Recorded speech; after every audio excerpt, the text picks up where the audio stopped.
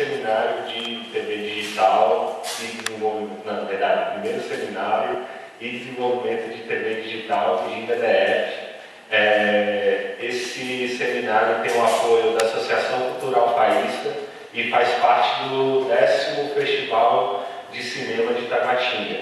Tem o apoio do FAC e a gente está dando início aqui com as palestras, que eu vou já apresentar para vocês aqui as palestras que nós teremos hoje, que vai ser agora o nosso primeiro tema, visão computacional como possibilidades de interação, uma Cyber TV, da Alexandra Cristina Moreira Caetano, que é a nossa palestrante que está aqui agora, já ela vai subir para apresentar para vocês. Às 11h10, a gente está previsto aqui a outra palestra, produção de conteúdos digitais como estratégias de desenvolvimento, da professora Cosete Espínola de Castro. Ao meio-dia nós vamos ter o intervalo para o almoço.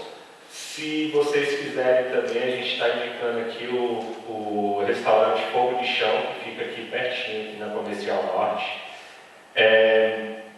E o retorno está previsto aí para as 14 horas, com a palestra do professor Luiz Fernando Soares, foi quem criou o Ginga, né? Com o tema Aplicações Interativas na TV Digital. Às 15h10, nós vamos ter narrativas para desenvolver conteúdos digitais interativos com Cristina Freitas. Às 16h10, TV Digital e Mobilidade com Rodrigo Molinari, do Banco do Brasil. E às 17 horas, Multimídia Social e Cinema Interativo, novos desafios para o desenvolvimento de conteúdo e aplicações, com Raoni Puleza, da UFPB. E às 17h50 a gente vai ter aí o encerramento do evento. Então, bom dia para vocês e bom proveito aí do nosso primeiro seminário.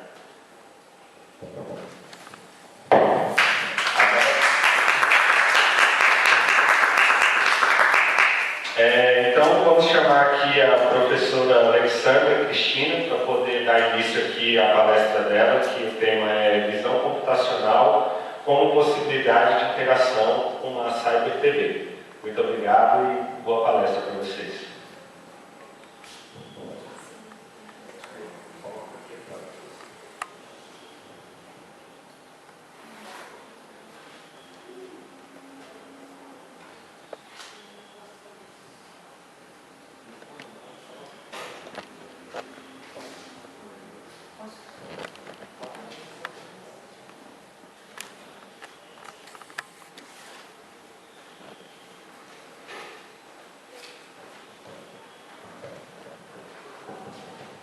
Bom dia a todos, né? Como o Watson falou, eu agradeço muito, né, o convite para estar aqui presente hoje. O trabalho que eu vou apresentar para vocês, né, do Trabalho Interativo para a Cyber TV, é um projeto que ele fez parte do Wiki na Rua, tá? que ganhou o XPTO Lab em 2010, que era, né, um programa para inovações que fossem voltadas para a TV digital, né? Tinha inovações tecnológicas e na época a gente precisava de um dos projetos, né, deveria desenvolver um protótipo, né, de uma câmera, né, que funcionasse com a TV digital. Desse projeto, o título inicial dele ficou como Visão Computacional, né, possibilidade de interação com a Cyber TV. Eu coordenei o projeto, porque a pesquisa fazia parte da minha pesquisa do mestrado. Nós tivemos uma equipe formada pelo Francisco Barreto, que é o Kiko Barreto, que foi analista e desenvolvedor do software, o Gustavo Antunes, que desenvolveu a câmera, o Erisvaldo Gadelha, que fez a integração da câmera com o Ginga, né, porque ele trabalhava dentro do Lavit, né? Nós tivemos uma parceria assim, forte com o Lavit, inclusive o Raoni ele teve aqui para poder fazer um curso com o pessoal, para poder preparar o pessoal lá do Migelab, para poder fazer desenvolvendo o projeto, e o Rodolfo Santos, que colaborou com essa ponte que a gente teve, porque metade da equipe trabalhou em Brasília, metade da equipe trabalhou na Paraíba. Então a gente teve quase uma ponte aérea aí para poder a coisa funcionar. Para vocês entenderem um pouco qual era o propósito disso tudo, né, a ideia nossa era fazer uma pesquisa onde nós pudéssemos desenvolver essa câmera. Eu trabalhava com visão computacional aplicada às artes visuais, a processos de interação. A ideia nossa, a princípio, era ter a câmera como forma de interagir com a televisão. Né? Hoje a gente interage só com o controle remoto, mas dentro da TV digital interativa existe a possibilidade de eu estar conectando outros dispositivos. E dentro dessa ideia, a nossa proposta era retirar, né, esses dispositivos e trabalhar só com a visão computacional. É lógico, né, na época também a gente estava estourando com a proposta do Kinect, né, já estava apontando aí como uma ideia, só que o Kinect ele faz a mesma coisa, você pode inclusive comprar a câmera, é possível fazer isso. A diferença é que a ideia era que a gente desenvolvesse algo que pudesse ser desenvolvido por qualquer pessoa, com uma câmera, né, uma webcam, né, qualquer um poderia estar desenvolvendo isso e conectando a sua TV digital, né, para poder substituir esse controle. A pesquisa minha do mestrado, ela já vinha com investigando alguns processos de interação, como é o caso do trabalho do Joaquim Salter, né, que ele trabalha com o rastreamento da pupila para poder fazer a modificação de imagens dentro de um quadro. Então ele rastreia o movimento da pupila da pessoa para poder fazer essa modificação. Eu já tinha feito, né, desde 2007 eu já estava trabalhando com processos de interação baseado nesse movimento e no uso da TV.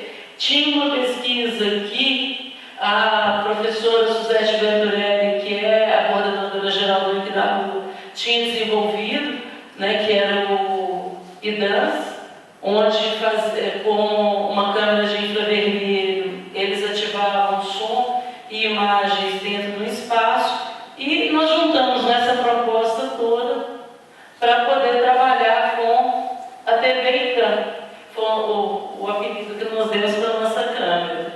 Né? Então a TV ICAM vai ser o quê? Um protótipo, né, que ele vai utilizar a visão computacional. Ele utiliza a câmera infravermelho, porque o infravermelho, porque todos os testes que a gente tinha feito com outros dispositivos, qualquer variação de luminosidade influenciava, né? Eu não consigo fazer o rastreamento, e com o infravermelho eu eliminava a necessidade de eu ter essa luz presente, de eu ter a necessidade de ter uma iluminação, e além de aumentar a precisão, né?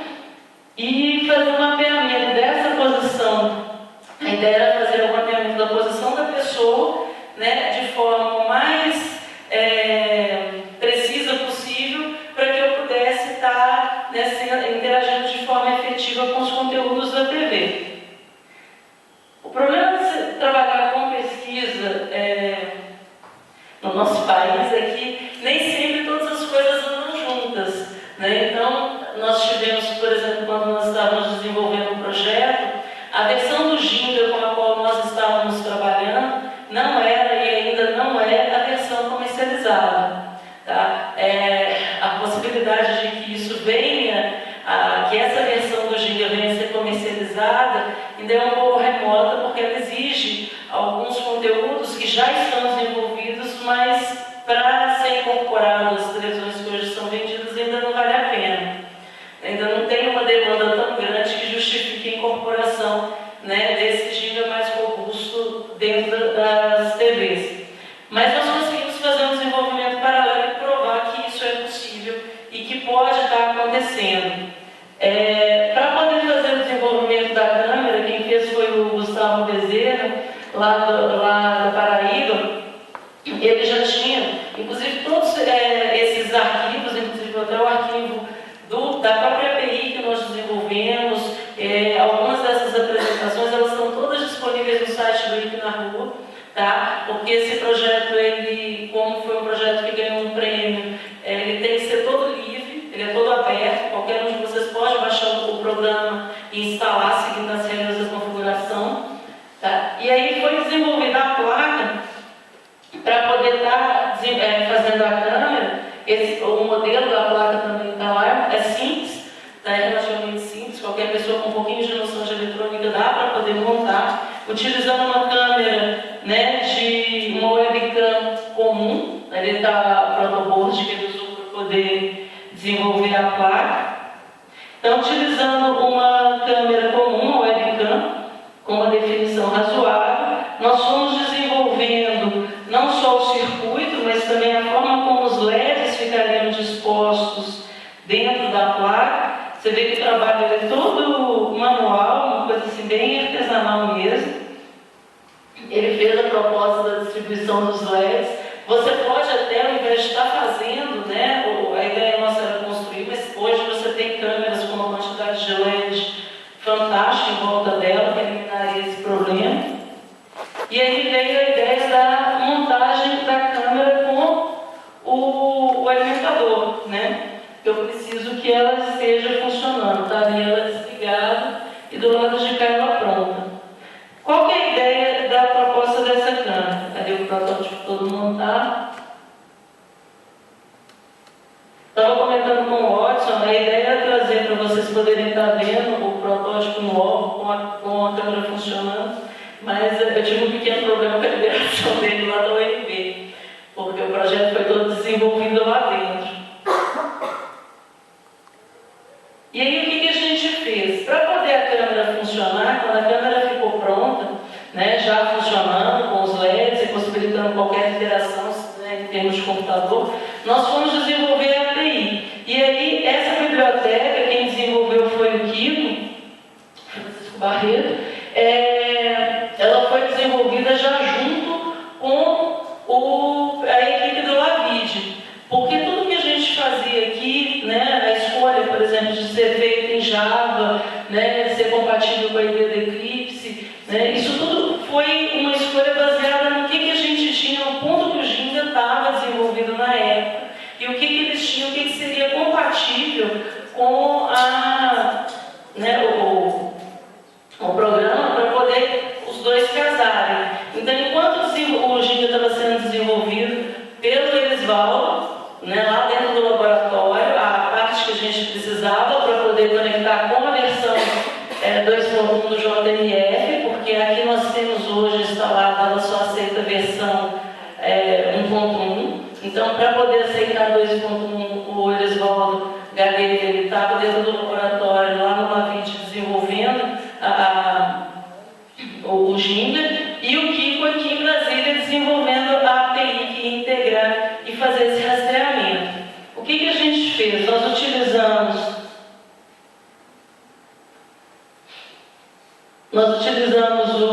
lá no laboratório, o Kiko fez o programa todo baseado em rastreamento de pontos, né? Então a gente tinha duas propostas a princípio. Primeiro era identificar os pontos isolados, e depois nós fizemos um mapeamento para poder identificar partes, blocos dentro desse corpo que estava em movimento.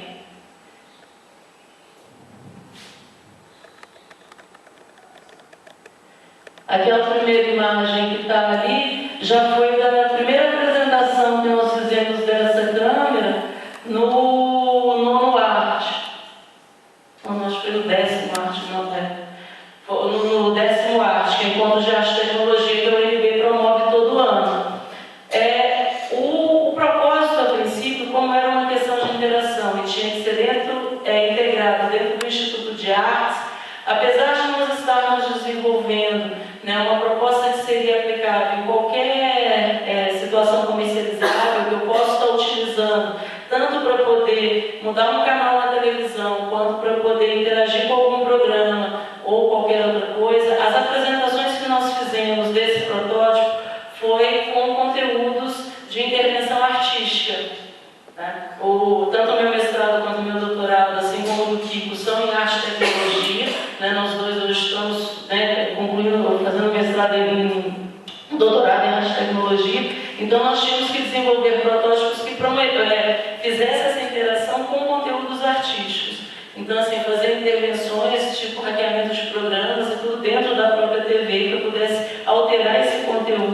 com esse movimento, seja do meu corpo ou da minha mão. Então, olha só, se vocês observarem a imagem que está aqui, né, mais a nossa a esquerda de vocês, direita, vocês vão ver que esse primeiro sistema que a gente desenvolveu, ele trabalhava com identificação de contornos, então ele pegava uma série de pontos. Isso daí era muito pouco eficiente para a gente trabalhar o rastreamento dentro da TV digital. Já o protótipo que nós apresentamos, o próprio sistema, na feira de inovação lá em São Paulo, quando teve a apresentação final dos sistemas desenvolvidos pelo XPTO Lab, nós já estávamos trabalhando com essa interação feita em blocos.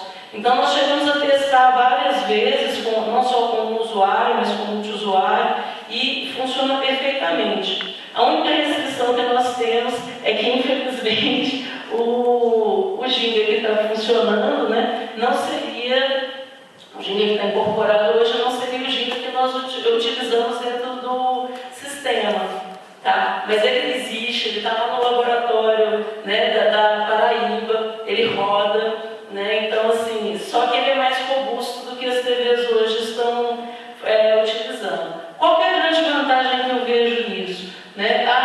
O trabalho que nós desenvolvemos, ele é uma ponte. Né? Eu estava conversando com o Watson quando ele nos chamou para poder apresentar a pesquisa. Ele foi o início de um processo que precisa de uma continuação. Dentro desse processo, nós conseguimos chegar, né, dentro do projeto do XPTO Lab, nós chegamos num ponto onde o sistema ele responde bem, ele é integrado ao Ginga, ele atende ao propósito de interação, mas ele precisa agora de ser afinado e de repente assim, ser trabalhado para uma distribuição que possa ser distribuído ou comercializado, inclusive com a própria televisão, né? Como uma proposta seja de acessibilidade para pessoas que não têm dificuldade de, né, utilizar o próprio controle remoto, porque no ponto que nós conseguimos dele, é possível eu fazer mudança de conteúdo dentro da TV simplesmente com movimentos simples de mão.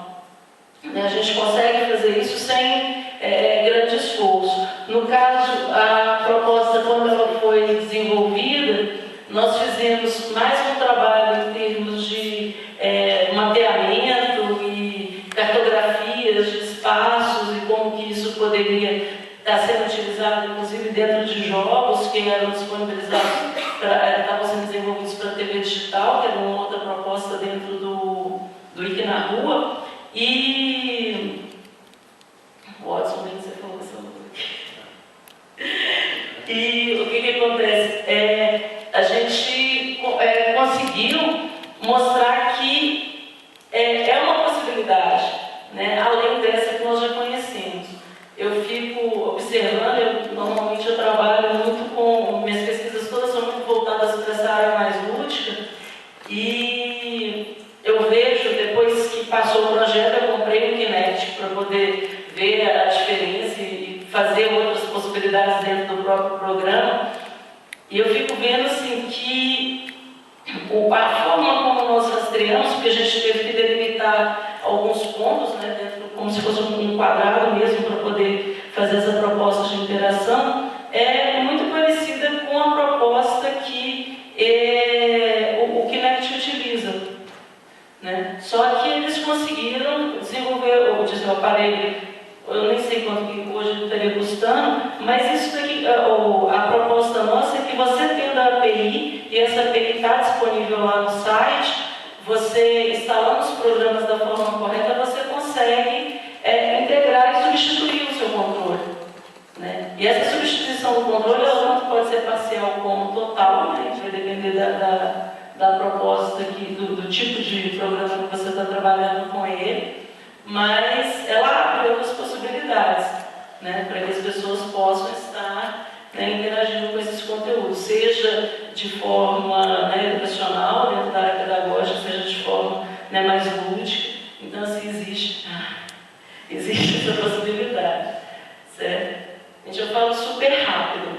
Então, assim, eu gostaria série de coisas que eu acho que fica até mais fácil da gente poder estar mostrando, né? E eu explicando um pouco mais como que funciona isso e qual que é o propósito.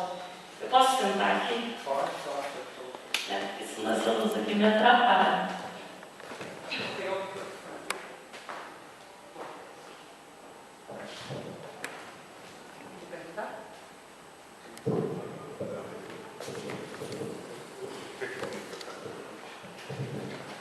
Alô. Gostaria de saber qual foram os softwares que vocês usaram para desenvolver o projeto.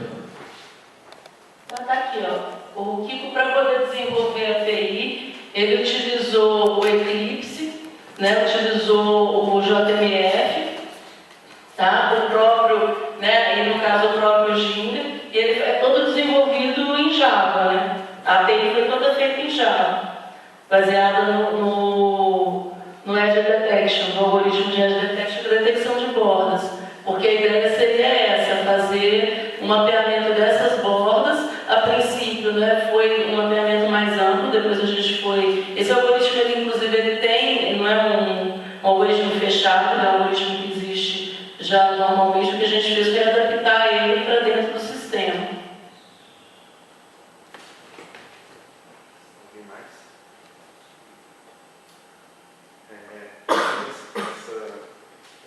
Essa versão que vocês estão usando do Jinga é liberada pelo Lavid, né?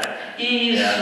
É o OpenJinga que vocês estão utilizando? Não, a gente usa o OpenJinga sim, só que o que acontece? Essa versão que foi utilizada, na época, ela ainda estava em teste. Porque o que acontece?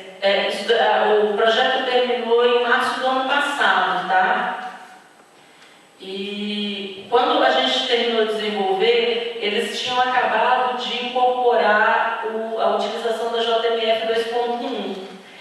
Para poder liberar isso para uso corrente de todas as pessoas, eles não podem simplesmente pensar, agora todo mundo pode usar, passa por uma série de testes e tudo. Eu acredito que hoje a versão que está em uso corrente é essa que a gente estava utilizando. Tá? O que acontece? Depois desse projeto, nós não tivemos mais um acompanhamento, porque como todo projeto de pesquisa que envolve edital, quando acaba o edital, eles simplesmente cortam e tomam conta, de certa forma, do protótipo que a gente tinha desenvolvido. Então, tudo isso que foi desenvolvido dentro dessa versão, além de ser liberado para todo mundo, eu não tenho como mexer nessa proposta. Eu agora tenho que pegar isso e desenvolver a partir disso.